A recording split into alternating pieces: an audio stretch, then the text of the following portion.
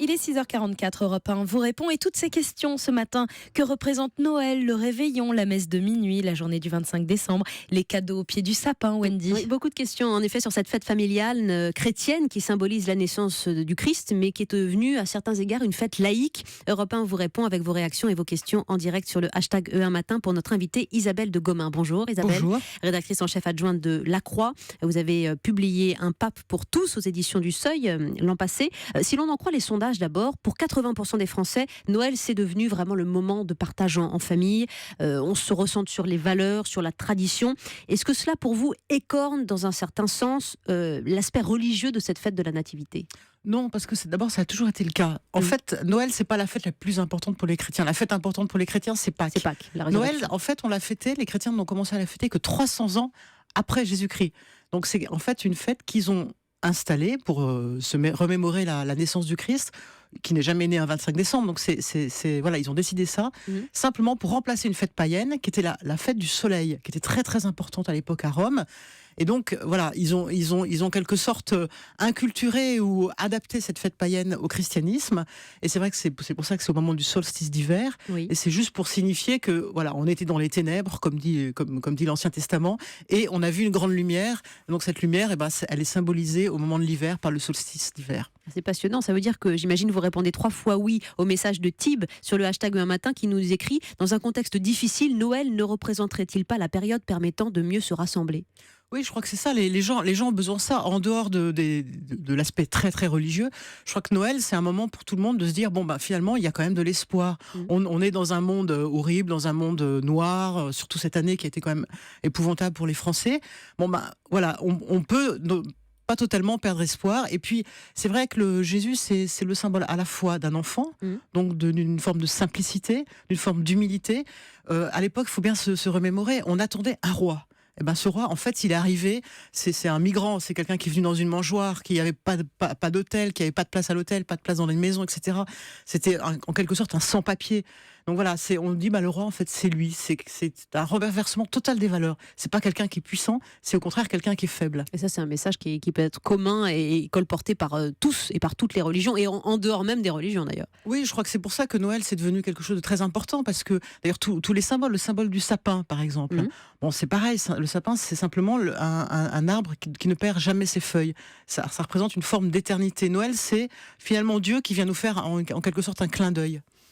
C'est ça qui est très beau aussi, c'est pourquoi dans certaines familles musulmanes, on a aussi ce sapin, on a aussi cette célébration de Noël avec des cadeaux. Alors là, c'est le Noël laïque, mais vraiment le Noël du rassemblement que vous expliquez très très bien. Il y a le père Guy Gilbert qui s'exprime, Isabelle de Gomin, dans une interview au journal Gala cette semaine, c'est inattendu, et il dit « Quand les fêtes approchent, on ne parle que de consommation, alors que Noël, c'est la paix et le partage. » Il y a aussi ce côté évidemment un peu mercantile de Noël, mais encore une fois c'est dans la tradition du partage évidemment. Oui, c'est le cadeau. Faire un cadeau à Noël, c'était une manière on parle des rois mages qui sont d'ailleurs à peine présents dans l'évangile, c'est plutôt une légende qu'autre chose, mais c'est aussi le fait de se dire voilà, Dieu nous a fait le cadeau de son fils, et nous on va faire à notre tour un cadeau, puis comme c'est la fête de l'enfance. Ceci dit, ce qui est un petit peu dommage, c'est que dans notre société on a tendance à dire on veut pas de crèche, on veut pas de symbole religieux, etc. Et on ne garde de Noël que l'aspect commercial. Et c'est un peu comme si on coupait les choses, si vous voulez. Cet aspect commercial, cet aspect de fête qui est bien, qui est intéressant, qui fait que tout le monde se retrouve à un moment donné, il repose quand même sur quelque chose d'un peu spirituel. Et je trouve dommage que maintenant on interdise les crèches, on interdise tout ce qui pourrait rappeler le sens un peu profond de cette fête. Alors justement, très bien que vous parliez des crèches, parce qu'il y a un symbole religieux qui visiblement perdure, en croire ces polémiques autour des crèches dans les espaces publics, notamment dans les mairies. Qu'est-ce que ça veut dire pour vous, ce regain justement de côté peut-être laïca, ou en tout cas on expurge la place publique de toute connotation prétendument religieuse? C'est-à-dire qu'aujourd'hui, il y a des gens qui ont peur et qui, du coup, ont une interprétation de la laïcité qui est très dure. Et, normalement, la laïcité, c'est la possibilité pour chacun de vivre avec sa religion de manière pacifique. Et ça devient l'interdiction du signe religieux, l'interdiction de l'expression religieuse dans l'espace public qui doit être neutre. Alors, je sais pas ce que ça veut dire neutre. Le commercial, c'est pas non plus neutre, en fait. On va pas faire des crèches avec Mickey et Donald. Ça, c'est un débat nouveau, en plus. C'est un débat nouveau parce que je pense qu'effectivement, l'apparition de l'islam dans notre société fait peur à un certain nombre de personnes. Et du coup, pour ne pas parler parler du problème religieux, on va interdire les religions. Ce qui est idiot parce que du coup, on refoule le religieux. Et je pense qu'un religieux refoulé est beaucoup plus dangereux qu'un religieux qui s'exprime. Et on poursuit votre message de spiritualité autour de la crèche. Le philosophe Frédéric Lenoir le dit bien aussi. La crèche qui peut juste représenter la famille. Une famille qui se penche sur un petit enfant. Ça veut dire que même si on n'est pas du tout pratiquant, on peut quasiment mettre une crèche à la maison aujourd'hui ? Bah oui, d'ailleurs moi, je me souviens qu'autrefois, il y avait une crèche qui était devant l'hôtel de ville de Paris. Personne ne trouvait rien à redire. Donc en plus, c'est à la fois, c'est pas simplement spirituel, c'est aussi une tradition. Je veux dire, on n'est pas un pays qui vient de nulle part. On a cette tradition-là. Et je pense que la tradition, ça a un sens pour les gens. C'est bien de se dire qu'on a des racines. Un message de Fanny Calais sur Twitter. Le jour de Noël, c'est une fête, mais c'est aussi le jour où l'on s'aperçoit combien certaines personnes nous manquent.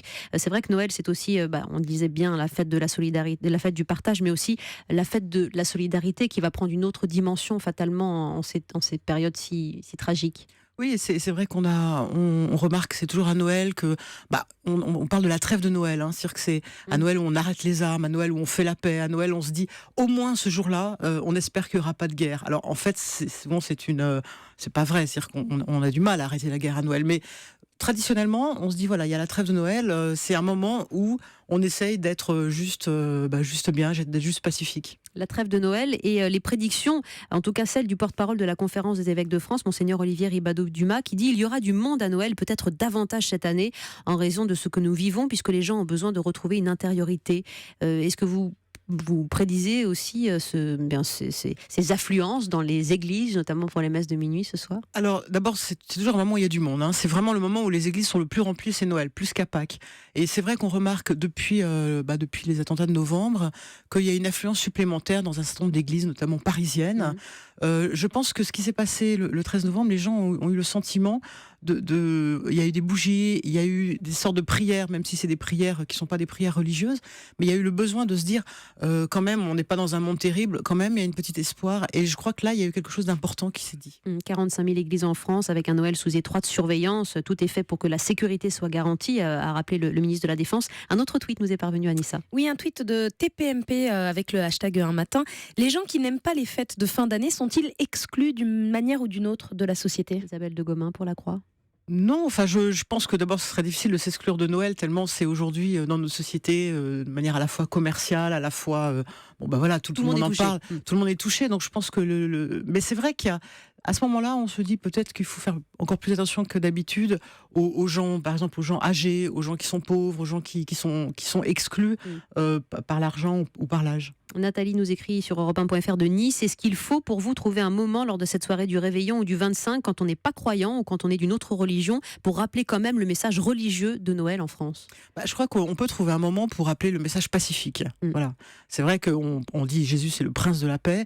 Bon, voilà, on n'est pas obligé de croire au Christ, mais de dire que finalement il y a quelqu'un là qu'on fête et qui symbolise la paix, la lutte contre la violence, qui va d'ailleurs mourir de cette lutte contre la violence.